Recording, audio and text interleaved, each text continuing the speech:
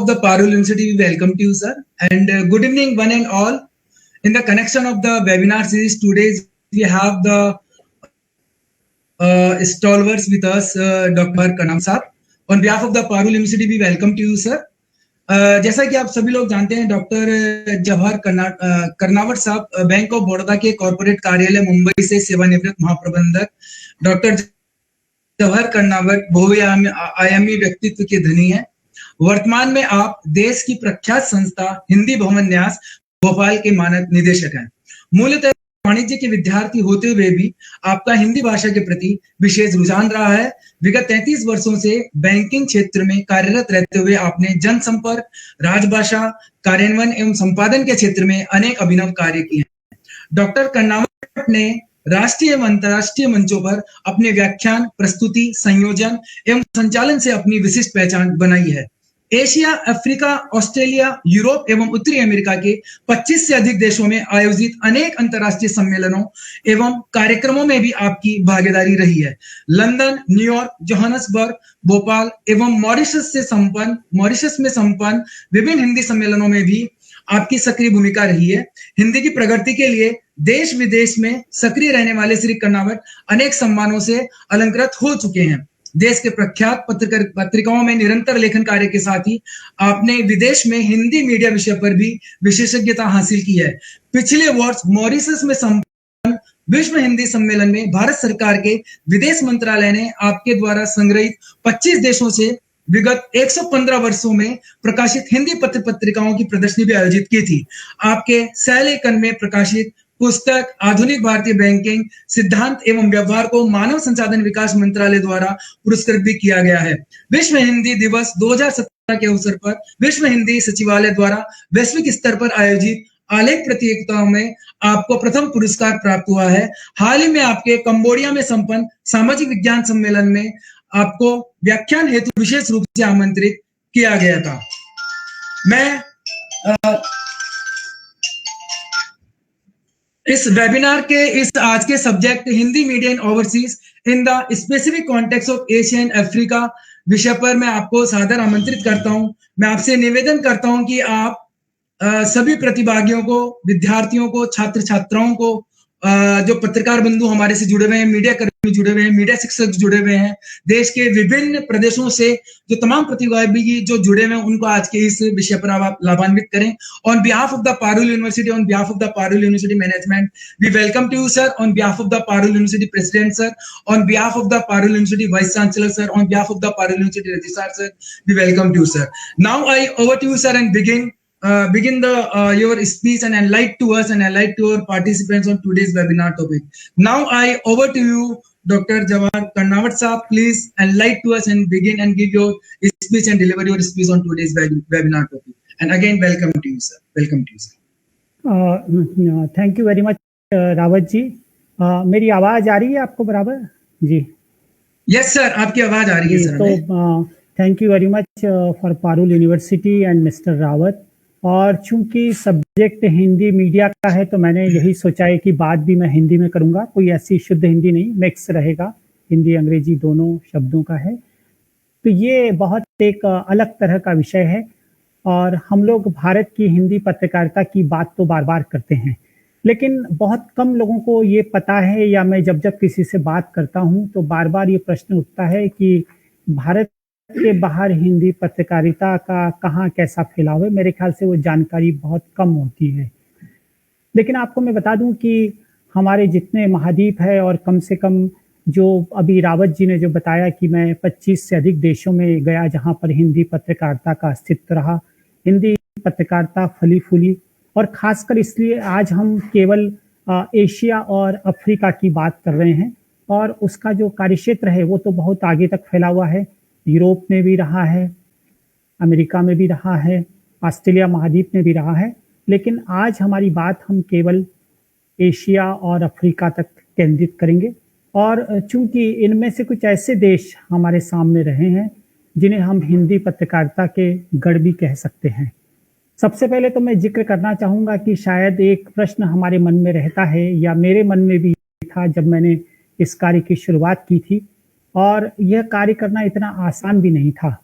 मैं थोड़ा-सा उसका बैकग्राउंड आपको बताना चाहता हूँ।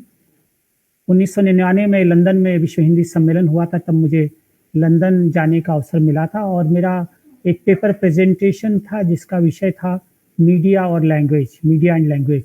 और उस समय लंदन जाने के बाद मुझे पता चला कि लंदन से एक हिंदी पत्रिका भी निकलती है, उसका नाम पुरवाई है। और उस पुरवाई पत्रिका से मैं जब जुड़ा तो उन लोगों ने लगभग 2 साल बाद एक अपना विशेषांक निकाला था विदेश की हिंदी पत्रकारिता का। तब मेरा इस विषय में काफ़ी मेरी उत्सुकता जागी कि क्या विदेश में भी हिंदी पत्रकारिता रही है? क्योंकि एक प्रश्न हमारे सामने था। और उसके बाद जब मैं इस विषय में लगातार आगे बढ़ता गया तो मुझे पता चला कि वास्तव में हिंदी पत्रकारिता का विस्तार या फैलाव और उसका इतिहास कितना गौरवशाली रहा है भारत के बाहर के देशों में भी। मेरे ख्याल से ये हमारे आज के हिंदी पत्रकारिता के विद्यार्थी भी नहीं जानते हैं या बहुत सारे हमारे जो वरिष्ठ पत्रकार हैं, उनकी भी इस बारे में जानकारी नहीं है। तो उसके बाद मैंने ये जो कार्य 2002 से शुरू किया, वो आज लगातार लगभग 18-19 साल से जब मैंने उस कार्य को किया, तब जाकर मुझे ये अ, पता चला कि वास्तव में इसका विस्तार कितना अधिक रहा है। और जब उस इतिहास की पड़ताल हम करते हैं तो सबसे पहला संदर्भ तो हमें ब्रिटेन का मिलता है, जब काला काकर के महाराजा ने 1885 में, मतलब आप समझ लीजिए कि आज से लगभग 135-36 साल पहले लंदन से हिंदुस्तान नाम का समाचार पत्र निकाला था। वो अंग्रेजी में था और हिंदी में भी था और उसके पूरा रिकॉर्ड हमारे पास मिलता है, लेकिन वो समाचार पत्र मुझे अभी तक नहीं मिल पाया। लेकिन वो निकला था, किस तरह प्रकाशित हुआ था, कितनी प्रतियां निकली थी, उसका सर्कुलेशन कहाँ होता था, ये सारा रिकॉर्ड हमारे पास है। लेकिन वो समाचार पत्र तमाम प्रयासों के बावजूद अभी तक वो मिल नहीं पाया है। लेकिन जैसा कि मैंने आज के संदर्भ में आपसे कहा कि मेरा जो मुख्य विषय जो एशिया और खासकर आज हमारी दक्षिण अफ्रीका और मॉरिशस के संदर्भ में, हम एशिया और अफ्रीका के संदर्भ में हम ज़्यादा विस्तार से बात करेंगे और कभी फिर मौका मिला तो हम अमेरिका, ऑस्ट्रेलिया और जो यूरोप है उसके बारे में भी हिंदी पत्रकारिता की बात आपसे करेंगे। तो मैं आपको पहले दक्षिण अफ्रीका की ओर ले जाना चाहते हैं। आप जानते हैं कि दक्षिण अफ्रीका महात्मा गांधी के कारण भी बहुत प्रसिद्ध है और दक्षिण अफ्रीका के लोग तो ये भी कहते हैं कि गांधी जी दक्षिण अफ्रीका में मोहनदास के रूप में आए थे और हमने जब वो इतने साल रहे यहाँ पर 15-16 साल, 14-15-16 साल, तो हमने उनको यहाँ से महात्मा बनाकर भेजा। ये अक्सर दक्षिण अफ्रीका, मुझे 2 बार दक्षिण अफ्रीका जाने का भी अवसर मिला। तो दक्षिण अफ्रीका में जब गांधी जी पहुंचे आपको, तो वो निश्चित रूप से एक अपने वकालत के कार्य के लिए वहां पर गए थे। उन्होंने बहुत अच्छी शिक्षा ब्रिटेन में भी पाई और उसके बाद गांधी जी एक मुकदमे के सिलसिले में 1893 में 1893 में ही वेंट टू द प्रिटोरिया, वो प्रिटोरिया गए थे उस सिलसिले में। तो वहां पर जब वो प्रिटोरिया गए तो उन्होंने ये देखा कि यहाँ पर जो भारतीय लोग आए हैं, गिरमिटिया रूप में आए हैं, जिनको वहां पर चूंकि वहाँ के लोग एक तरह से मैं सीधे शब्दों में कहा जाता हूँ कि बहुत परिश्रम नहीं करते थे, कामचोर, मैं तो ये कह सकता हूँ कि वो कामचोर भी थे। तब भारत से गिरमिटिया के रूप में आप जानते हैं फिजी, मॉरिशस और गयाना, सुरीनाम और दक्षिण अफ्रीका में उनको ले जाया गया था। तो दक्षिण अफ्रीका में जब उन्होंने देखा 1893 में प्रिटोरिया में जाने के बाद कि यहाँ पर भारतीयों के साथ कितना अत्याचार हो रहा है, उनका जो स्टैंडर्ड ऑफ लिविंग जो है वो कितना बदतर होता जा रहा है, उनको मजदूरी नहीं दी जाती है और एक तरह से मानव अधिकारों के जो आंदोलन है उसका कितना उल्लंघन यहाँ पर है, ये बात उन्होंने देखी। और ये देखने के बाद वो इस क्षेत्र में सक्रिय हुए और उन्होंने ये देखा कि अगर मुझे वास्तव में इन लोगों के साथ जुड़ना है, क्योंकि वो इतना आसान नहीं था। और वे उसके बाद जोहान्सबर्ग आ गए, दक्षिण अफ्रीका के बहुत प्रमुख जो व्यवसायी शहर है, और वहाँ पे उनको ये ऐसा महसूस हुआ कि हमें एक ऐसा समाचार पत्र निकालना चाहिए जिसके माध्यम से हम लोगों को जोड़ सके। और वो समाचार पत्र, हालांकि 1903 में, मैं आपको बता दूं कि 4 जून 1903 को वो समाचार पत्र संपादक उसके नाजर थे और एक मदनजीत जो है वो उसके मालिक थे, उन्होंने शुरू किया था। और उस समाचार पत्र का नाम भी आप लोग बहुत अच्छी तरह जानते होंगे, वो एक तरह से हिंदी पत्रकारिता का भी इतिहास है विदेश का, उसका नाम था इंडियन ओपिनियन, जो बहुत पॉपुलर समाचार पत्र है। और उस इंडियन ओपिनियन की जो शुरुआत हुई थी उसमें गांधी जी भी अक्सर लेख लिखा करते थे। उसका वो जो हमारे उसके संपादक हैं वो उनको बहुत सारी सलाह भी देते थे और उनकी लेखनी उसमें चलती थी। तो ये समाचार पत्र जब 4 जून 1903 को शुरू हो गया, तब 1 साल के अंदर ही वो जो समाचार पत्र को पूरी तरह गांधी जी ने टेक ओवर कर लिया और 1904 में उन्होंने डरबन से 24 किलोमीटर दूर एक बहुत बड़े क्षेत्र में जिसे फिनिक्स आश्रम कहा जाता है, वहां पर विधिवत जो है इंडियन ओपिनियन को पूरी तरह से अपने स्तर पर शुरू कर दिया 1904 में। अब आप देखिए कि उस समय उन्होंने ये महसूस किया, हम लोग अभी कल्पना नहीं कर सकते कोई समाचार पत्र 4 भाषाओं में भी एक साथ प्रकाशित हो सकता है। ये एक बड़ा एक तरह का एक बहुत ही ऐतिहासिक कार्य था कि उन्होंने ये महसूस किया कि मुझे जिन लोगों से संवाद करना है, उन लोगों की भाषा क्या है। तो उन्होंने ये महसूस किया कि उन लोगों की भाषा केवल अंग्रेजी नहीं है, उसमें वो लोग भी थे जो गुजराती बोलते थे, वो लोग थे जो हिंदी बोलते थे और वो लोग भी थे जो तमिल भी बोलते थे। तो इंडियन ओपिनियन की जो शुरुआत हुई वो उस हिसाब से 4 भाषाओं में उसकी शुरुआत हुई और लगभग 8 पृष्ठों में 2-2 पृष्ठ जो है वो इंडियन ओपिनियन के इन भाषाओं में छपते थे। मैं आपको थोड़ा सा बताना चाहता हूँ, मैं ये आपके सामने ये अंक भी दर्शा रहा हूँ। ये पहला अंक है 4 जून 1903 का इंडियन ओपिनियन का, क्योंकि मेरे पास इस तरह के लगभग मैं आपको बता दूं कि 25 देशों के कम से कम 100 से अधिक बल्कि 100 से 125 पत्रिकाओं का संकलन है जिसमें वो ऐतिहासिक तथ्य हैं। तो ये एक तरह से एक अद्भुत कार्य हुआ कि तमिल में भी निकला, वो उसमें गुजराती में भी, हिंदी में भी और अंग्रेजी में। आप स्वयं सोचते हैं कि आप एक समाचार को एक भारत के बाहर किसी देश से 4 भाषाओं में निकालना कितना चुनौतीपूर्ण था। वहां पर व्यक्ति खोजे गए कि तमिल कौन देखेगा, गुजराती कौन देखेगा, हिंदी कौन देखेगा। और धीरे धीरे इस समाचार पत्र के माध्यम से आप देखेंगे कि उन्होंने एक अद्भुत कार्य किया। जितने हमारे गिरमिटिया मजदूर थे, जितने भारतवंशी थे, उन सबको उन्होंने इकट्ठा या एक मंच पर लाने में सबसे सार्थक भूमिका इस समाचार पत्र ने निभाई। तो इसलिए ये जो हम भारतीयों के जो संघर्ष की गाथा है, उसमें भी इस पत्रकारिता का, हिंदी पत्रकारिता का और भारतीय भाषाओं की पत्रकारिता का बड़ा योगदान रहा। और उसके बाद गांधी जी ने ये जो समाचार पत्र निकलता था उसमें कई कॉलम जोड़े, उन्होंने नए कॉलम जोड़े और उसमें उन्होंने जो लड़ाई के समाचार जो भारत के बाहर या भारत में जो संघर्ष चल रहा था उसको वो कवर करते थे। उसके बाद विदेश वर्तमान नाम से उसमें एक स्तंभ था, उसको वो कवर करते थे। यहाँ तक कि वहाँ के व्यवसाय के रोकड़ बाजार भाव भी उसमें छपते थे। एक बड़ा इंटरेस्टिंग कॉलम उसमें छपता था, उसका शीर्षक था अजब खजाना, अजब खजाना, और शीर्षक वो उसमें छपता था। और इस प्रकार ये जो समाचार पत्र था ये प्रवासी भारतीयों में बहुत लोकप्रिय हो गया। और यदि आप अगर हम इस समाचार पत्र के बारे में देखते हैं तो मैं आपसे ये भी कहना चाहता हूं कि वहां पर जो आंदोलन चल रहा था भारतीयों के अधिकार का, या वो एक तरह से वहां जिन लोगों के हाथ में था वो आंदोलन एक तरह से वो हिंसात्मक आंदोलन के रूप में विश्वास करते थे। लेकिन गांधी जी ने इंडियन ओपिनियन के माध्यम से उनको शांतिपूर्वक अहिंसात्मक आंदोलन की ओर प्रवृत्त किया। उसमें कई लेख इस तरह के छपे कि हमें अगर अपनी बात करना है तो किस तरह करना चाहिए, शांति के साथ, अहिंसा के माध्यम से। और जब लोगों ने ये देखा कि वास्तव में इस समाचार पत्र के माध्यम से जो बात रखी जा रही है वो धीरे धीरे उसमें सफल हो रहे हैं, तो एक तरह से इस इंडियन ओपिनियन के माध्यम से, इस पत्रकारिता के माध्यम से वो आंदोलन अहिंसात्मक रूप से बहुत जबरदस्त चला।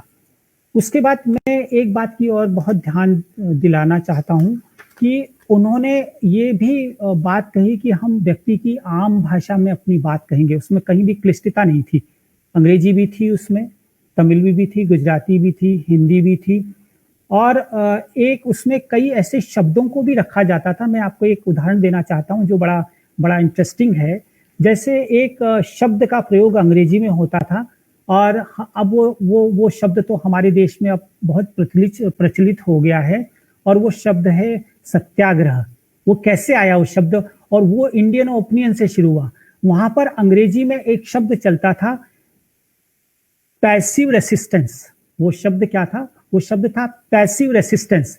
और ये कहा गया कि इस पैसिव रेसिस्टेंट, उस इंडियन ओपिनियन के माध्यम से गांधी जी ने कहा कि भाई इस पैसिव रेसिस्टेंस शब्द का जो भी भारतीय भाषा में या हिंदी में इसका पर्याय बताएगा उसे पुरस्कृत किया जाएगा। इसको इंडियन ओपिनियन में प्रकाशित किया गया और गांधी जी के एक बड़े निकटतम सहयोगी थे मगनलाल गांधी। तब उन्होंने उसका भेजा, उन्होंने जो शब्द भेजा था वो उन्होंने सदाग्रह नाम से प्रस्तावित किया। सदाग्रह यानी सद आग्रह। तो कि उनका ये भी मत था कि जो हिंदुस्तानी कौम का ये आंदोलन एक तरह से भारी आग्रह है सारे लोगों के प्रति, और ये सद आग्रह है, सद यानी शुभ आग्रह है, इसलिए उन्होंने उसको नाम दिया सद आग्रह। और ये गांधी जी को ये नाम पसंद तो आया, लेकिन उन्होंने क्या किया कि इसमें एक सुधार कर दिया और द के बजाय त किया, और उन्होंने कहा ये जो पैसिव रेसिस्टेंस शब्द है इसको हम सत्याग्रह कहेंगे। और इस प्रकार आप सोचिए कि इंडियन ओपिनियन ने एक बहुत अच्छा, जो आज का हमारे यहाँ आम प्रचलित शब्द हो गया है सत्याग्रह, सत्यकृत्याग्रह, तो ये देन भी इंडियन ओपिनियन की है। उसके बाद मैं आपको बता दूं कि गांधी जी ने फिर एक इस इंडियन ओपिनियन में और निर्णय लिया कि भाई हम कोई विज्ञापन नहीं छापेंगे। पहले विज्ञापन छापते थे, उन्होंने कहा हम कोई, क्योंकि विज्ञापन छापने के कारण हम दबाव में आ जाते हैं, है ना। क्योंकि आप तो जानते हैं कि हमारे स्वतंत्रता आंदोलन के समय तो ये कहा गया था ना कि भाई खींचो न कमानो को न तलवार निकालो, जब तोप मुकाबिल हो तो अखबार निकालो। तो ये उस समय कहा गया था। तो उन्होंने कहा कि हम अगर विज्ञापन छापेंगे तो जो है वो हम शायद उस संस्था के दबाव में आ जाएंगे, तो हम बिल्कुल विज्ञापन नहीं छापेंगे और अपने दम पर इस समाचार पत्र को निकालेंगे। हालांकि आज का युग बदल गया है। आज तो ये होता है कि खींचो न कमानों को तलवार निकालो, और जब विज्ञापन आ जाए तो खबर छिपा लो। अब तो इस तरह का युग हो गया है ना, कि विज्ञापन आ गए तो खबरें गायब हो जाती है। 60-70% जो है वो विज्ञापन हमको देखने को मिलते हैं। ये बिल्कुल वो खींचो न तो वो उसका बिल्कुल उलट हो गया है। तो इस प्रकार इस अखबार की, इसके बाद इस अखबार का आप देखिए, उसने दक्षिण अफ्रीका में जो भारतीयों की क्रांति हुई उसमें इंडियन ओपिनियन की बहुत महत्वपूर्ण भूमिका रही। और 1914 बाद में 5-6 साल बाद इसमें हिंदी और तमिल को हटाना पड़ा। इसलिए भी हटाना पड़ा क्योंकि वहां पर उसके पाठक वर्ग कम थे, और दूसरी जब एक निर्णय हो गया तो उसके साधनों की भी समस्या थी। लेकिन 1914 में आप देखेंगे, 1914 में इसमें हिंदी को फिर से जोड़ दिया गया, क्योंकि ये महसूस हुआ कि अगर हमें वास्तव में आम लोगों से संवाद करना है तो हमें इस भाषा को रखना ही पड़ेगा, क्योंकि इस तरह की स्थितियां उत्पन्न हो गई खाली अंग्रेजी और गुजराती को रखने से कि लोगों तक संवाद नहीं पहुंचा था। तो ये अंक है आपके सामने 7 जनवरी 1914 का, आप देख रहे हैं। ये फिर से इसमें ये जो हमारे प्रश्न थे उसमें ये हिंदी वाला प्रश्न है जो 7 जनवरी 1914 का ये अंक है। तो इस प्रकार ये इंडियन ओपिनियन की भूमिका लगातार चलती। जब गांधी जी दक्षिण अफ्रीका से वापस भी आ गए तब भी ये समाचार लगातार निकलता गया, लेकिन वो निकला अंग्रेजी और गुजराती में। 1963 तक ये समाचार पत्र निकला। तो ये बात तो हुई एक समाचार पत्र की। लेकिन गांधी जी के इंडियन ओपिनियन में जो हिंदी का काम देखते थे उस व्यक्ति का नाम था भवानी दयाल सन्यासी। और उस भवानी दयाल सन्यासी इतने प्रखर पत्रकार थे, और वे प्रवासियों के लिए, जो भारतीय वहां पर गए थे, इमिग्रेंट इंडियन जिनको हम कह सकते हैं, उनके लिए उन्होंने बहुत काम किया पत्रकारिता के माध्यम से।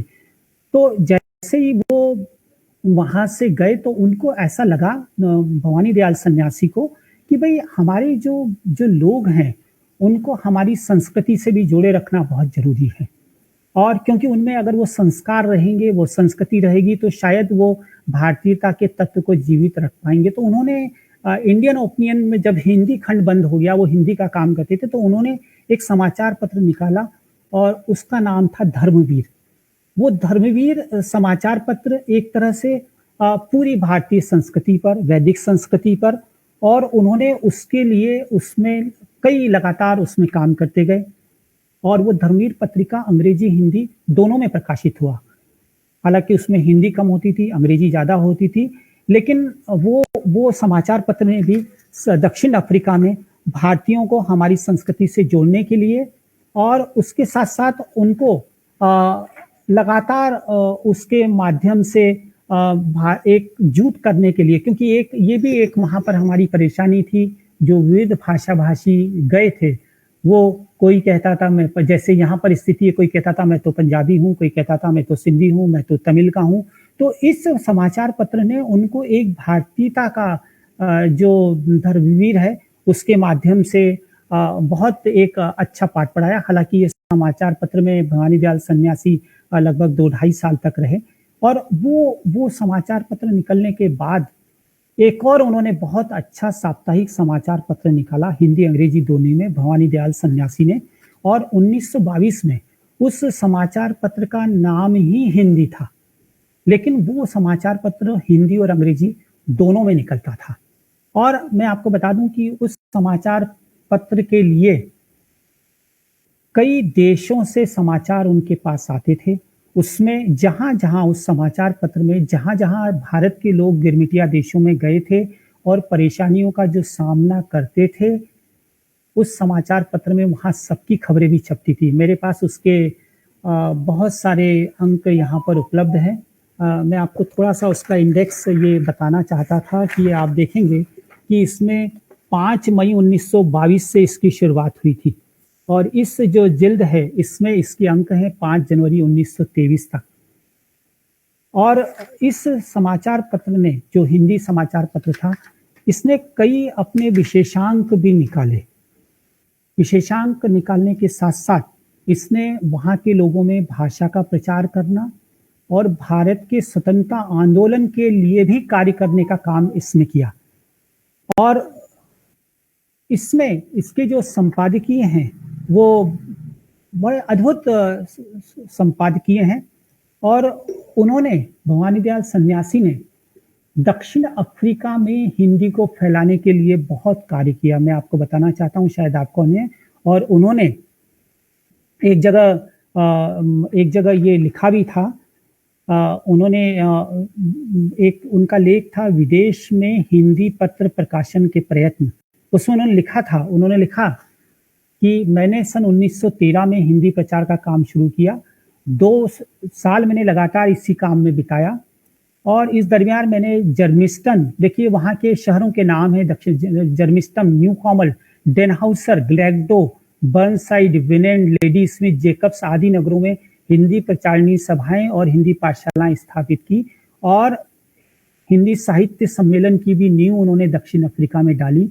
और बड़े समारोह जो है वो यूं कहा जाए कि लेडी स्मिथ और जो पीटर मार्टिसबर्ग है, ये पीटर मार्टिसबर्ग वो जगह है जहां पर गांधी जी को, आपको पता होगा कि यात्रा में ट्रेन से उतार दिया गया था। तो इतना विस्तार उन्होंने वहां पर किया। इसके अलावा जो उन्होंने जो धर्मवीर, जो मैंने आपको पत्र की जो बारे में बताया, उस बारे में, क्योंकि वो पत्र हिंदी अंग्रेजी में था, तो उसकी इतनी प्रशंसा वहां पर दक्षिण अफ्रीका के लोगों ने भी की, क्योंकि वो अंग्रेजी में भी था और उन तक भी जाता था। तो एक जो वहां पर एक बहुत अच्छा अखबार जो निकलता था, उसमें नाम थे, एक था नाताल जो एक प्रांत है, नेटाल मर्क्यूरी, नेटाल एडवर्टाइजर और द इंपीरियलिस्ट अखबार था और एक स्टार अखबार था। तो उन्होंने एक अखबार में उसने लिखा था उनके बारे में, उस अखबार के बारे में कि this publication is excellently produced and reflects the highest credit on all concerned and compilation and general turnout. There is a profusion of portraits including many notable Indian leaders of thought, and the reading matters has been well selected and is printed both in English and Indian type. उनको हिंदी शब्द नहीं आता था तो उन्होंने Indian type लिखा। तो इस धर्मवीर जो पत्र है उसकी भी इतनी वहां पर दक्षिण अफ्रीका में सराहना हुई। अब ये जो समाचार पत्र निकला दक्षिण अफ्रीका का हिंदी, इसने भी अद्भुत वहां पर एक इसका विस्तार पाया और ये समाचार पत्र भी वहां से कई देशों में जाता था। और मैं आपको ये बताना चाहता हूं कि उसके लिए भवानी दयाल सन्यासी ने और उनकी जो धर्मपत्नी थी, जिसका उसी समय जन्म हो गया, खुद मिलकर एक प्रेस वहां पर स्थापित किया जो हिंदी और भारतीय भाषाओं में अपना छपाई का कार्य करता था। बड़ी मुश्किल से उन्होंने वो प्रेस स्थापित किया। इस हिंदी समाचार पत्र के अगर आप संपादकीय को देखेंगे तो आपको लगेगा कि इस समाचार पत्र ने भारत के स्वतंत्रता आंदोलन के लिए कितना बड़ा कार्य किया। मैं आपको उसके एक संपादकीय का उल्लेख करना चाहता हूँ। इस समाचार पत्र ने एक बहुत बढ़िया 1922 में जब ये शुरू हुआ तो 1922 में बहुत अच्छा एक दीपावली विशेषांक निकाला था और इस दिवाली विशेषांक में जो उन्होंने ऐसा संपादकीय लिखा कि सबको उन्होंने हिलाकर रख दिया, वहाँ के दक्षिण अफ्रीका के लोगों को।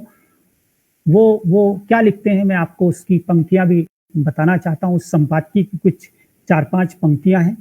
वो लिखते हैं, वो भारत के बारे में लिख रहे हैं और दक्षिण अफ्रीका के लोगों से कह रहे हैं, क्योंकि उनके मन में उस भारत की भी स्वतंत्रता की भावना थी। वो लिख रहे हैं कि आओ आज देश की दुर्गति पर एक दृष्टि डालकर दिल से पूछें कि क्या सचमुच आज दिवाली है। आज देश के जीने और मरने वाले शहीद जब जेल के अंधेरे सेलों में बंद रहेंगे, तो क्या हम अपने घरों में दीपक की प्रदर्शनी करने में हमको कुछ भी शर्म नहीं आएगी। जो देश के जीवन सूत्र थे, लक्ष्मी के लाल थे, सरस्वती के सपूत थे, उनमें से आज देश खाली है। वे आज हमारे बीच नहीं हैं। उनसे बिछुड़ जाने का आज मुल्क का दिवाला निकल गया है। फिर दिवाली कैसी, क्या दिवाली भी दिवाला मना सकते हैं। इतना अद्भुत संपादकीय उनके उस समय हुआ करते थे। और एक तरह से ये जो विदेश की हिंदी पत्रकारिता है, उसमें ये दक्षिण अफ्रीका के जो समाचार पत्र हैं, इंडियन ओपिनियन का मैंने जिक्र किया, मैंने धर्मवीर का जिक्र किया और हिंदी का जिक्र किया। तो इन 3 के अलावा और भी कुछ समाचार पत्र हिंदी में निकले, गुजराती में निकले। उनका अभी इतना समय नहीं है कि मैं उनका पूरा जिक्र करूं, लेकिन ये एक अद्भुत हिंदी पत्रकारिता का योगदान रहा और आज भी वहां से दक्षिण अफ्रीका से एक ऑनलाइन समाचार पत्र हिंदी खबर प्रकाशित होता है। तो इस तरह ये दक्षिण अफ्रीका की हिंदी पत्रकारिता की यात्रा है। अब दक्षिण अफ्रीका या दक्षिण अफ्रीका का जो देश, दक्षिण अफ्रीका की बात की, और इसी प्रकार अफ्रीका महाद्वीप का एक देश है जिससे आप भली भांति परिचित हैं, और वो है मॉरिशस। आप जानते हैं कि मॉरिशस पर भी फ्रेंच कॉलोनी का बहुत दबाव रहा।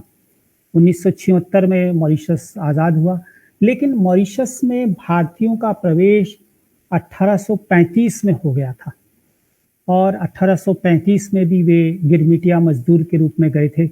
और उस समय जब वहाँ मजदूर गए थे तो जो स्थिति दक्षिण अफ्रीका में थी, वही स्थिति भारतीयों की स्थिति एक तरह से कहा जाए कि मॉरिशस में भी थी। उन पर गहन अत्याचार हुआ करते थे, उनके रहन सहन की कोई व्यवस्था नहीं थी, उनसे ज़बरदस्त काम लिया जाता था।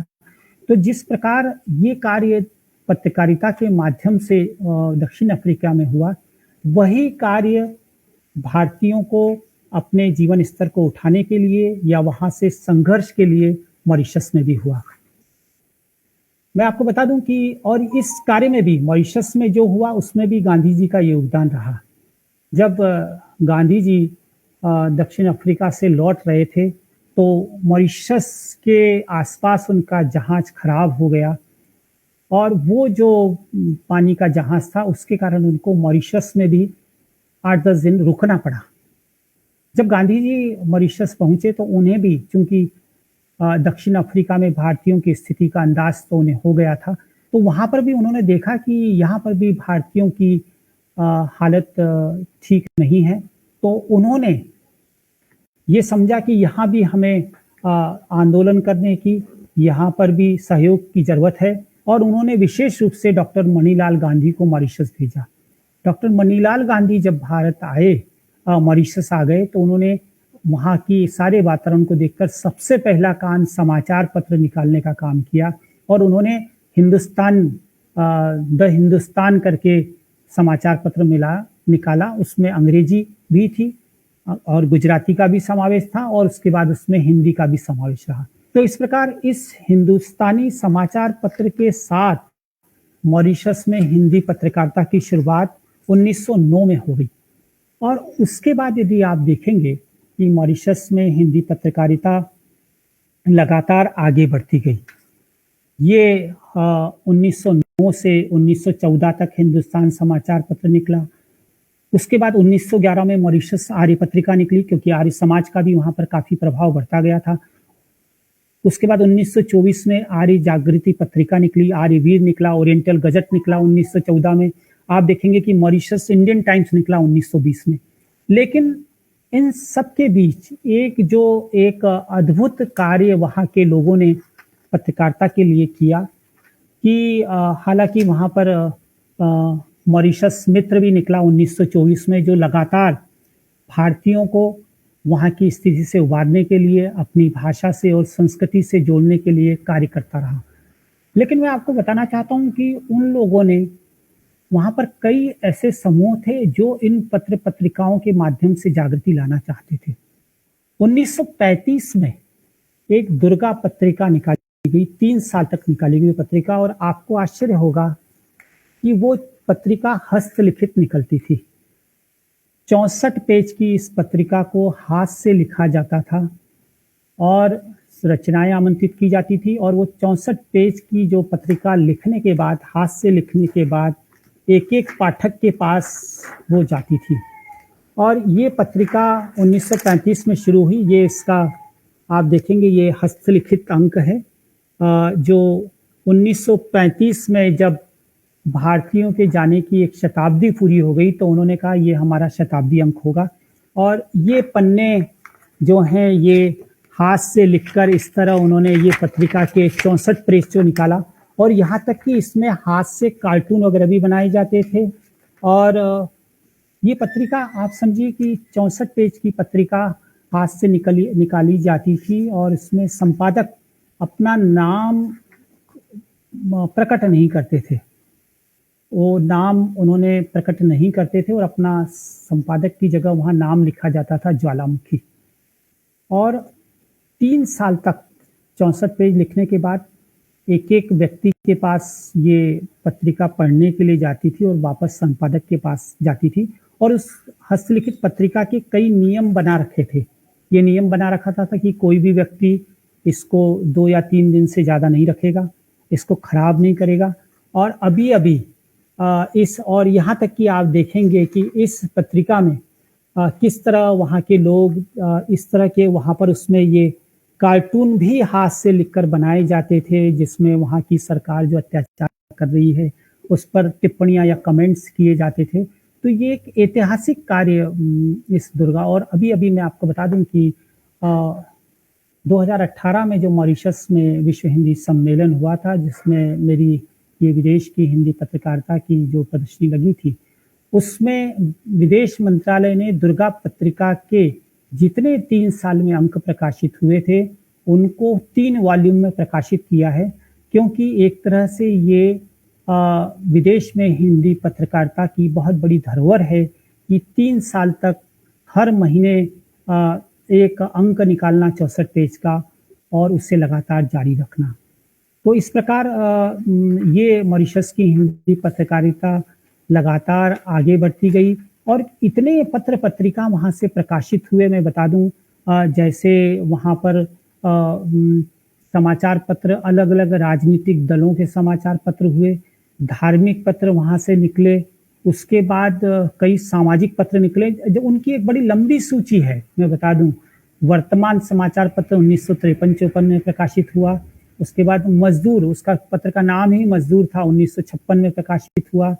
उसके बाद निर्माण, परिवर्तन, जमाना, यहाँ तक कि वहाँ के जो पूर्व प्रधानमंत्री रहे हैं या पूर्व जो मंत्री रहे हैं, वो लोग भी वहाँ पर पत्रकारिता को अपना एक प्रमुख अस्त्र मानते थे, और विशेष रूप से हिंदी पत्रकारिता को। वहाँ के एक सज्जन हैं राज हीरामन, जो अभी कई बार भारत आते रहते हैं। उन्होंने एक बहुत अच्छा समाचार पत्र 1986 से 1989 तक निकाला।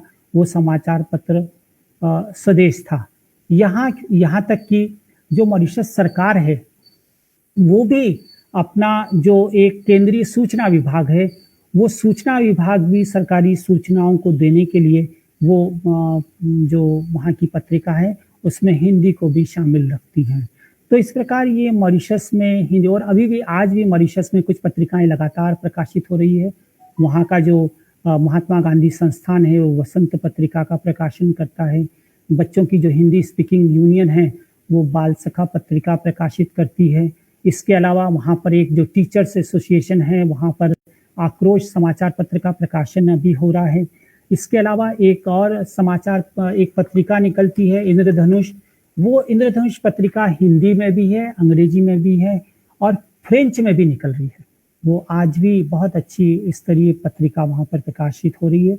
और जहाँ तक मीडिया का सवाल है, मैं आपको बता दूँ, शायद मैंने ज़िक्र नहीं किया कि साउथ अफ्रीका में जो हिंदी रेडियो है, वो 24 घंटे प्रसारित होता है। हिंदवाणी उसका नाम है दक्षिण अफ्रीका का।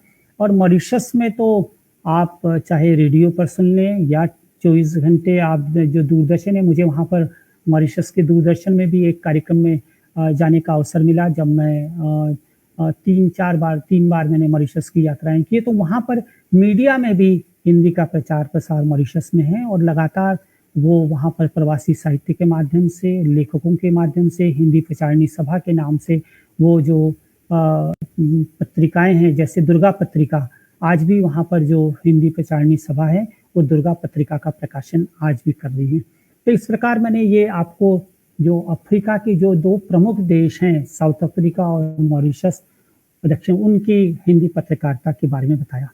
अब हम चूँकि एशिया के और अन्य देशों में भी हिंदी पत्रकारिता का फैलाव रहा है, तो कुछ समय अभी मेरे ख्याल से बचा है, तो हम उसके बारे में भी थोड़ी चर्चा करें।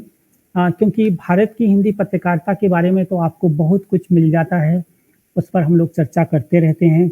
लेकिन मैं ये चाहूँगा कि जो यहाँ पर विद्यार्थी जुड़े हुए हैं या जो पत्रकार साथी और शोध कार्य करना चाहते हैं, वो केवल साउथ अफ्रीका से जो इंडियन ओपिनियन प्रकाशित हुआ है, उस पर भी पूरा शोध कार्य कर सकते हैं कि कितने मुद्दों पर उसमें भारत के साथ विश्व के कितने मुद्दों पर उसमें सामग्री छपी है। उसके हर सप्ताह के सारे अंक भी आपको जो गांधी पोर्टल है, उसमें तो इंडियन ओपिनियन पर अपने आप में एक शोध कार्य हो सकता है, लेकिन हमें उसमें मेहनत करना पड़ेगी। और खासकर हमारे जो मैंने देखा है कि हमारे जो स्कॉलर्स होते हैं, स्कॉलर्स तो नहीं कहूँगा, जो विद्यार्थी होते हैं, स्टूडेंट होते हैं, वो शॉर्टकट में जीने में बहुत आजकल विश्वास करते हैं। कोई भी Indian independence movement and journalism या एक छोटे दायरे का विषय ले लेते हैं, तो जरा इस व्यापक विषय पे भी अगर कार्य हो, तो उसके लिए मैं मानता हूँ कि ये लॉट ऑफ स्कोप, बहुत स्कोप यहाँ पर है। तो मैं जिन देशों की बात, एशिया के अन्य देशों की बात करना चाहता हूँ, उसमें मैं एक बात कर रहा हूँ। सबसे पहले आपको जापान की बात करना चाहता हूँ। जापान के 2 विश्वविद्यालयों में जो हमारा ओसाका विश्वविद्यालय है और टोक्यो विश्वविद्यालय है, उसमें हिंदी साहित्य और हिंदी की पढ़ाई कई दशकों से हो रही है। और ओसाका यूनिवर्सिटी के तोमियो मिज़ुकामी, जिनको भारत ने 2 साल पहले पद्मश्री दिया, उन्होंने अलग-अलग क्षेत्रों में बहुत काम किया। टोक्यो यूनिवर्सिटी में बहुत काम किया। तो वहाँ पर 1964 में 1964 में एक अंक पत्रिका का प्रकाशन हुआ और उसके बाद जिन पत्रिकाओं का वहाँ पर प्रकाशन हुआ, वो ज्वालामुखी पत्रिका, जापान भारती पत्रिका, साकुरा की बयार, साकुरा जो जापान का एक बड़ा प्रमुख, जिसको ये कहा जाता है ना, फूल जो होता है वो साकुरा, तो इस तरह। और एक अद्भुत काम वहाँ पर जो हुआ, मैं जिस ज्वालामुखी पत्रिका का आपसे जिक्र कर रहा हूँ, उस ज्वालामुखी पत्रिका को केवल जापानियों ने निकाला। ये एक बहुत अद्भुत बात थी कि उसमें कोई भी भारतीय नहीं था। अगर आप देखेंगे तो ये पत्रिका 1980 में प्रकाशित हुई थी और इसकी जब मैं जब इसका इंडेक्स देखता हूँ या इसका जो अनुक्रम देखता हूँ, तो इसके संपादक थे योशियाकी सुजुकी, इस पत्रिका के संपादक थे। और इसमें जितने लोगों ने लिखा है, अगर मैं उनके नाम पढ़ूं तो मतलब उस पत्रिका में एक लेख है, वो है उत्तरी भारत के नगरों में भाषा समस्या पर टिप्पणियां, और वो लिखा तोमियो मिज़ुकामी। आप बताइए, जापानी व्यक्ति ने भारत की भाषा समस्या पर लिखा। उसके बाद एक लेख लिखा है दक्षिण भारत में सतमाहे की रस्म और गीत, और ये लिखा है डॉक्टर नोरियुका उसीदा ने। उसी प्रकार एक लेख लिखा गया है, इसमें क्या रामचरितमानस जनहितों के लिए लिखा गया था, इसको लिखा है ताकाको सुगानुमा ने। ये पूरी सूची है जो जापानी लोगों ने इस पत्रिका को निकाला, कुछ सालों तक इसको निकाला और उन्होंने बड़ी इसके लिए मेहनत की। तो हम देख सकते हैं कि किस प्रकार ये जो हमारी भाषा है जिससे बारे में आप लोगों की कोई बहुत रुचि नहीं होती है या जिसके बारे में शायद आप उसकी अवहेलना भी उतनी करते हैं। यहाँ तक कि मैंने देखा है कि आपकी पढ़ाई अगर अंग्रेजी मीडियम से होती है तो बातचीत तक में आप अपनी भाषा को छोड़ देते हैं या उसकी कितनी अवहेलना करते हैं। लेकिन इन देशों में इस भाषा में पत्रकारिता की उन जापान के लोगों ने एक वहाँ से एक पत्र अभी भी निकलता है, पत्रिका निकलती है, उसका नाम है सर्वोदय। और ये सर्वोदय पत्रिका हालाँकि जापानी में निकलती है और उसमें कभी-कभार हिंदी भी होता है, लेकिन वो पत्रिका केवल गांधीयन वैल्यू पर यानी गांधीवादी मूल्य पर जापान से निकलती है। मेरे पास उसके कई अंक हैं। तो किस तरह वहाँ पर भी जापानी और हिंदी में आज भी उसकी जो ज्योति है, उस पत्रकारिता की ज्योति को जलाए रखा गया है। जापान के बाद अगर मैं बात करूँ तो हमारा पड़ोसी देश है नेपाल है। नेपाल में भी हिंदी पत्रकारिता की बहुत बहुत पुरानी परंपरा रही है। हालाँकि आपको लगेगा हालाँकि आप जानते हैं कि जो नेपाली भाषा है, उसकी लिपि भी देवनागरी है, लेकिन एक अलग भाषा के रूप में है और वहाँ से लगातार समाचार पत्र प्रकाशित होते गए। अभी भी वहाँ से कुछ समाचार पत्र निकल रहे हैं जिसमें विविध भारत है, जिसमें हिमालयनी पत्रिका है, जिसमें हिमगंगा पत्रिका है।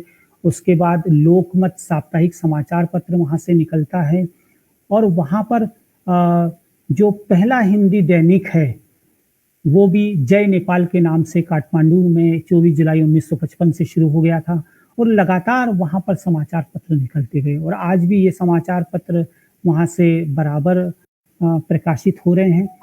इसके अलावा मैं आपको बता दूं श्रीलंका में भी एक सखी पत्रिका का प्रारंभ हुआ था। हालांकि वो पत्रिका बंद हो गई। कुछ और पत्रिकाओं के हमें संदर्भ मिलते हैं, हमें म्यांमार से संदर्भ मिलते हैं कि वहाँ पर कितने हिंदी के पत्र प्रकाशित हुए। उसके बाद अगर हम अबू धाबी में यूएई की बात करूं तो वहाँ पर निकट पत्रिका का प्रकाशन लगातार होता रहा और चीन से यदि आपने बहुत पहले अगर देखा हो तो एक सचित्र चीन पत्रिका सालों तक निकलती रही। उसके बाद बहुत सारे वहाँ पर रिसर्चर हुए। उसके बाद अभी-अभी एक पत्रिका शुरू हुई वहाँ से हिंदी की, वो है समन्वय हिची, जिसे हमारे हिंदी के प्रोफेसर लोहनी जी ने शुरू किया। उसके कुछ अंक प्रकाशित हो गए हैं। हिंदू संचेतना पत्रिका भारत और चीन के संयुक्त प्रयासों से शुरू हुई है। एक सिंगापुर का संदर्भ भी मैं आपको बहुत देना चाहूँगा कि जब द्वितीय विश्व युद्ध जब शुरू हुआ था और उसके बाद कई देशों के सैनिक वहाँ पर गए थे, तो वहाँ पर भी एक समाचार पत्र प्रकाशित हुआ और उस समाचार पत्र का नाम था जवान। अब वहाँ दिक्कत ये थी कि वहाँ पर जो जितने सैनिक थे, जो एशिया के भारतीय मूल के देशों के थे, वो लोग बात तो अपनी भाषा में हिंदी में करते थे, लेकिन वो देवनागरी लिपि नहीं जानते थे और इसीलिए देवनागरी लिपि न जानने के कारण वो जो पत्र प्रकाशित होता था, वो रोमन हिंदी में प्रकाशित होता था। मैं वो पत्र भी देख रहा हूँ, शायद यहाँ पर उपलब्ध हो तो मैं आपको बता दूं। वो जवान पत्रिका रोमन हिंदी में प्रकाशित होता था और ये उस जवान का अंक है।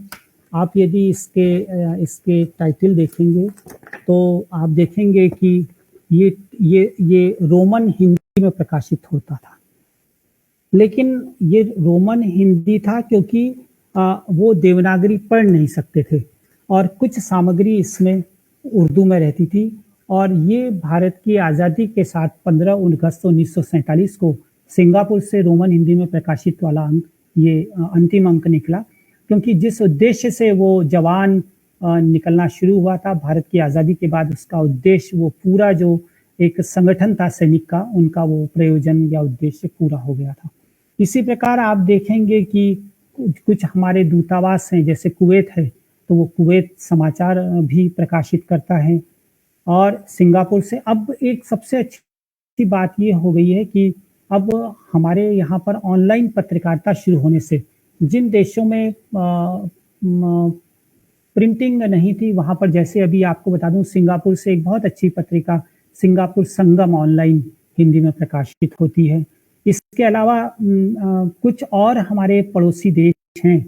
मैं चूँकि आपसे एशिया की बात कर रहा हूँ, तो आपने देखा होगा कि हमारे शारजाह से 2 बहुत ऑनलाइन बहुत अच्छी पत्रिकाएँ सालों तक प्रकाशित हुई, अभिव्यक्ति.com और अनुभूति.com, जिसकी पूर्णिमा बर्मन जी संपादक रहीं, जो शारजाह में मैंने उनसे शारजाह में उनके निवास पर जाकर एक लंबा इंटरव्यू हुआ कि उसके माध्यम से ऑनलाइन पत्रिकाओं का एक बहुत बड़ा उनको प्रचार-प्रसार मिला। और बहुत एक पत्रिका जो थी वो जो अनुभूति थी, वो पद्य की कविता थी, और दूसरी जो पत्रिका थी वो गद्य की थी।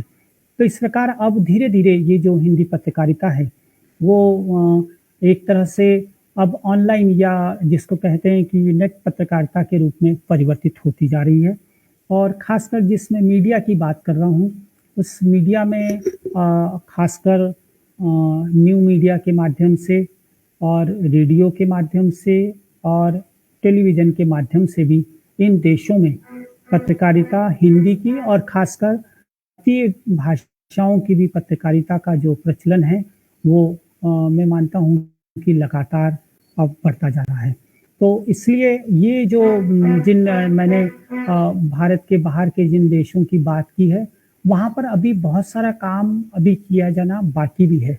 जैसे मैं आपको एक बड़ा रोचक बात ये भी बताना चाहता हूँ कि 1900 पाकिस्तान जो अब बन गया है, उस समय तो भारत का अंग था।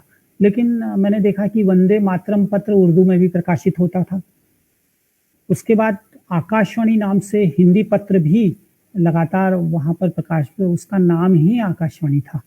तो इस प्रकार ये जो हमारे पड़ोसी देश हैं, वहाँ पर भी हिंदी पत्रकारिता किसी न किसी रूप में जीवित है और इस पर लगातार अभी बहुत सा काम करने की भी आवश्यकता है। मैंने आपसे दक्षिण अफ्रीका की बात को मैं फिर दक्षिण अफ्रीका की ओर इसलिए ले जाना चाहता हूँ कि जो एक नाम मैंने आपको बताया था कि भवानी दयाल सन्यासी का, और एक विद्यालंकार का नाम भी मैं बताना चाहता हूँ, जिनका भी योगदान इस क्षेत्र में रहा है।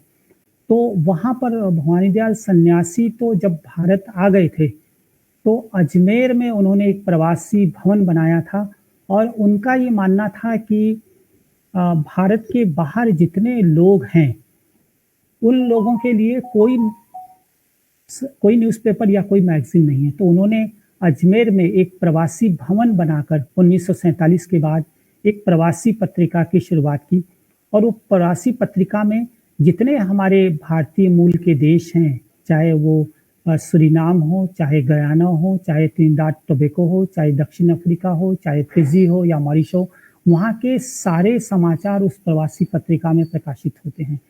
मैंने उस पत्रिका के भी कुछ अंक मेरे पास मैंने देखा कि उसमें कितने शोधपरक लेख उन देशों के बारे में छपते थे। और इस तरह उन्होंने एक अद्भुत कार्य उस पत्रिका को जब दक्षिण अफ्रीका छोड़ने के बाद भी, भारत आने के बाद भी प्रवासी जगत के लिए या उनके लिए भी वो कार्य किया गया।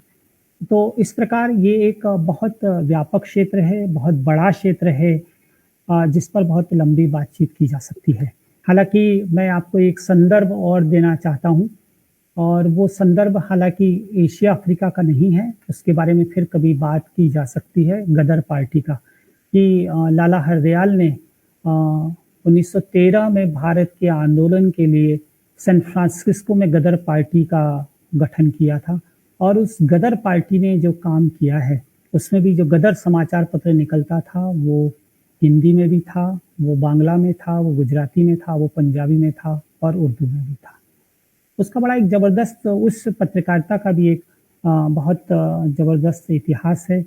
ब्रिटेन की हिंदी पत्रकारिता का एक अलग इतिहास है, लेकिन अब वह उसके लिए एक हमें अलग समय की आवश्यकता है। उस पर हम फिर कभी चर्चा भी कर सकते हैं। तो मुझे कहते हुए ये बहुत गर्व की बात है कि हमारी जो हिंदी पत्रकारिता है, जो हिंदी जर्नलिज़्म है, और जिसके बारे में मेरे ख्याल से हम केवल भारत की ही बात करते हैं, लेकिन ये इतना व्यापक क्षेत्र है कि इसको सामने लाने की ज़रूरत है और सामने लाने के बाद अब जो इतनी महत्वपूर्ण अलग-अलग देशों में जाकर जो पत्रकारिता का कार्य अभी भी हो रहा है, जो भारतीय मूल के लोग गए हैं, वो लगातार अपनी भाषा के लिए पत्रकारिता का कार्य कर रहे हैं। उस पर भी हमें गहन अध्ययन करना चाहिए, चाहे वो पत्रकारिता अब भले ही वो प्रिंट मीडिया के रूप में ना हो, लेकिन उसका भी अपना एक महत्व है और वो भी जो माध्यम है, वो अब लगातार बढ़ता जा रहा है। तो इस प्रकार मैंने अ, आप लोगों से लगभग ये जो भी 40-45 मिनट का समय था मेरे लिए, मैंने अपनी बात आपके सामने रखी है। मुझे नहीं पता आप लोगों को इसको कितनी पसंद आई होगी, लेकिन मैं आप लोगों से यही कहना चाहता हूँ कि ये एक बहुत व्यापक क्षेत्र है और आप लोगों को इस पर भी अपना शोध कार्य या इस बारे में जो तथ्य है, वो लाना चाहिए क्योंकि इतिहास को जानना और इतिहास को समझना, वो हमें एक गौरव का भाव हमारे लिए जागृत करता है कि हमारी पत्रकारिता भी कितनी संपन्न रही है। मैं फिर से पारुल यूनिवर्सिटी का बहुत आभारी हूँ, क्योंकि बड़ौदा जो एक ऐसा शहर है जिसमें मैंने बैंक ऑफ बड़ौदा में अपनी सेवा की शुरुआत वहाँ से की है और मैं 8 साल बड़ौदा में रहा हूँ और ख़ासकर जो महाराजा सयाजीराव गायकवाड़ हैं, उन्होंने तो भाषा और संस्कृति के लिए बहुत कार्य किया। मेरे ख़्याल से आपका जो वहाँ पर जो बड़ौदा के जो नाम है, वो अपने आप में ही हिंदी और संस्कृत मिश्र है। मैंने देखा कि कहीं पर कई जगह न्यायालय या कोर्ट कहा जाता है, लेकिन बड़ौदा में तो न्याय मंदिर शब्द ही पुकारते हैं। मैंने देखा वहाँ पर पैलेस रोड नहीं कहा जाता है, वहाँ पे राजमहल रोड ही कहा जाता है। और सयाजी शब्दावली का जो निर्माण सयाजी गायकवाड़ ने किया था, उन्होंने इतना काम भाषा और संस्कृति के लिए किया है क्योंकि उनके राज्य में महर्षि अरविंद रहे। उन्होंने डॉक्टर अंबेडकर को छात्रवृत्ति देकर विदेश भेजा। तो मैं फिर से पारुल यूनिवर्सिटी का और रावत जी का भी आभारी हूँ कि उन्होंने मुझसे संपर्क किया और ये अवसर प्रदान किया और जितने हमारे साथी यहाँ पर भाग ले रहे हैं, उन्होंने समय दिया, उसके लिए भी मैं थैंक यू वेरी मच। आपका बहुत-बहुत शुक्रिया। Thank you sir, thank you very much for your master talk. एक सवाल जो हमारे सामने आ रहा है वो ये आ रहा है कि जो आपने हिंदी पत्रकारिता की बात की विदेशों के अंदर, एशिया के अंदर और अफ्रीका के अंदर, वहाँ जितने भी जो समाचार पत्र निकलते थे, वहाँ जो हिंदी भाषा के अंदर जो समाचार पत्र थे या हिंदी भाषा के अंदर जो खबरों का प्रकाशन होता था, क्या उसमें कहीं लोकल लैंग्वेज का या इंग्लिश भाषा का भी पुट उसके अंदर आता था? जिस प्रकार से भारत के अंदर हिंदी पत्रकारिता के अंदर हिंदी के अंदर इंग्लिश शब्दों का मिक्स अप होकर के इंग्लिश शब्दावली बन जाती है, वैसे क्या नेपाली भाषा या अफ्रीका की भाषा जो लोकल लैंग्वेज है या वहाँ इंग्लिश भाषाओं में इस प्रकार का हिंदी में कोई मिक्सअप रहता था? इस प्रकार का एक सवाल सामने आ रहा है। नहीं, वो बिल्कुल नहीं के बराबर होता था और ये जो घालमेल हो रहा है, ये तो मैं तो ये मानता हूँ कि हमें वो बिल्कुल नहीं होता था, नहीं के बराबर होता था, बता दूँ मैं आपको।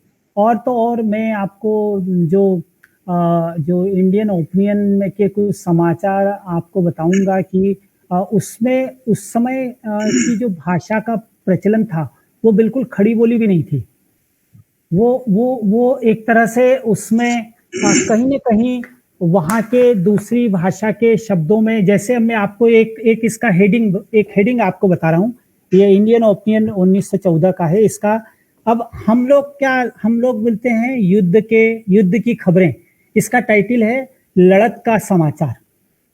अब आप समझ सकते हैं कि किस तरह के जो देशज शब्द हैं या देशी भाषा के शब्दों का प्रयोग उसमें होता था, जो केवल तो इस तरह का घालमेल उसमें बहुत कम था, नहीं के बराबर था। Thank you sir. आपको क्या लगता है कि सर जो उस समय जो हिंदी पत्रकारिता थी विदेशों के अंदर या एशिया और अफ्रीका के देशों में, भारत को छोड़कर, उसमें और भारत के अंदर जो हिंदी पत्रकारिता थी उसमें किस प्रकार का विभेद था या किस प्रकार का अंतर आपको देखने को मिलता है, पढ़ने को मिलता है आपकी रिसर्च के आधार पर, आपके अनुभव के आधार पर? देखिए, ऐसा है कि आप जानते हैं कि जो पत्रकारिता का स्वरूप है, वो 1947 के पहले एक दूसरा स्वरूप था। वो तो एक तरह से हमारे स्वतंत्रता आंदोलन की पत्रकारिता थी और ये भी और उसके बाद वो स्वरूप लगातार बदलता गया। लेकिन वहाँ की जो पत्रकारिता थी, उसमें 2 पक्ष थे, उसमें भारत भी था और वो देश भी था।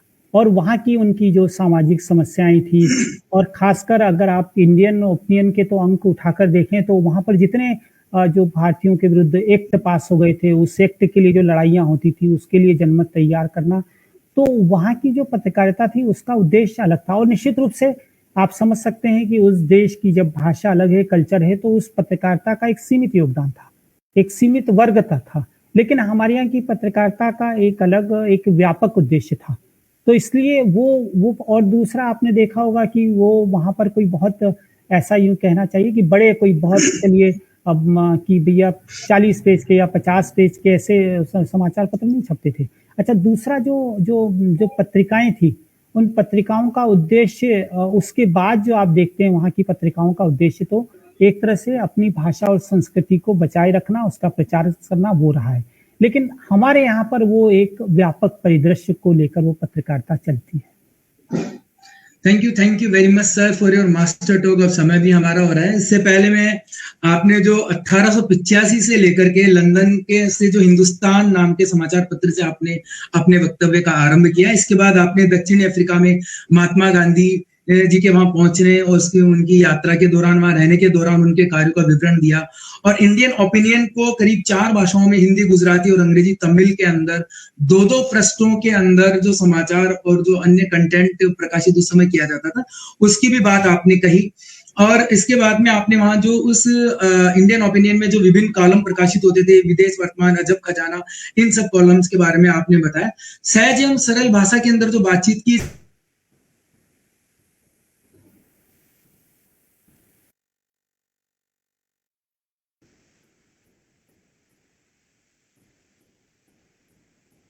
आपकी आवाज नहीं आ रही है रावत जी अब।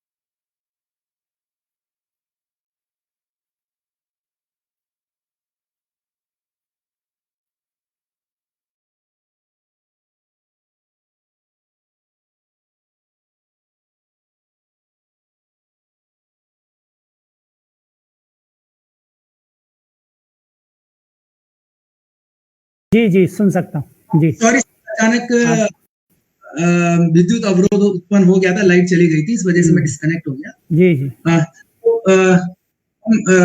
जैसा कि आपने जो हिंदी पत्रकारिता एशिया और विदेश में हिंदी मीडिया के संदर्भ में आपने बात कही, एशिया और अफ्रीका के संदर्भ में, उसमें आपने चर्चा की हिंदी, गुजराती, अंग्रेजी और तमिल में जो इंडियन ओपिनियन समाचार पत्र है, वो 4 भाषाओं के अंदर वहां से प्रकाशित किया गया, 2-2 पेज उसके अंदर प्रकाशित किए गए।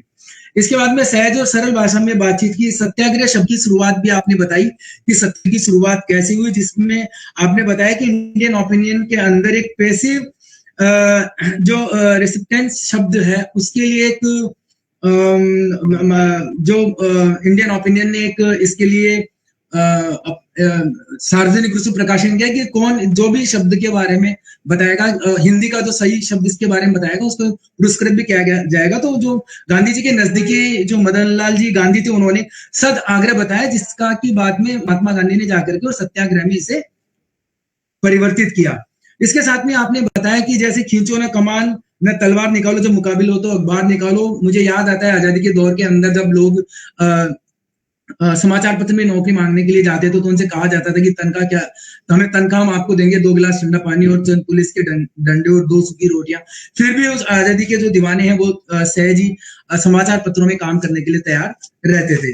लेकिन वो दौर आज नहीं है, आज तो विज्ञापन का दौर है। जैसा आपने खुद ने भी इसे बताया कि आज विज्ञापन के इस दौर के अंदर जो लोग हैं वो कहीं ना कहीं खो चुके हैं और पत्रकारिता कहीं ना कहीं उसके अंदर गायब सी हो चुकी है। आपने धर्मवीर हिंदी समाचार पत्र के प्रकाशन के कार्य के बारे में बताया। विदेश में हिंदी पत्र प्रकाशन के प्रयत्न के लेख का उल्लेख भी आपने किया। और मॉरिशस, जापान, नेपाल, इन सभी देशों के अंदर विभिन्न प्रकार के जो हिंदी समाचार पत्र हैं उन हिंदी समाचार पत्रों के समय समय पर प्रकाशन को लेकर के भी आपने बात कही, जिसके अंदर आपने इंद्रधनुष और जापान से प्रकाशित पत्रिका ज्वालामुखी पत्रिका का भी आपने उल्लेख किया। नेपाल के अंदर जय नेपाल नाम की हिंदी जो पत्रिका उसके बारे में आपने जानकारी दी। सिंगापुर संगम पत्रिका के बारे में भी आपने जानकारी दी। तो एशिया और साउथ अफ्रीका को इस पूरे 1 घंटे के कार्यक्रम में आपने जिस तरीके से दर्शाया और बताया, मैं जहां तक समझता हूं कि इस 1 घंटे के कार्यक्रम में एशिया और अफ्रीका के अंदर जो हिंदी पत्रकारिता या विदेश में हिंदी मीडिया है उसको आपने संक्षेप में समझाकर हमें जो लाभान्वित किया है, हमें नहीं, साथ में जो हमारे विद्यार्थी पत्रकारिता के विद्यार्थी हैं और जो पत्रकारिता के शिक्षक हैं, मीडिया प्रोफेशनल है, जो देश के विभिन्न प्रदेशों से हमारे साथ जुड़े हुए, उन्हें लाभान्वित किया, उसके लिए बहुत बहुत धन्यवाद।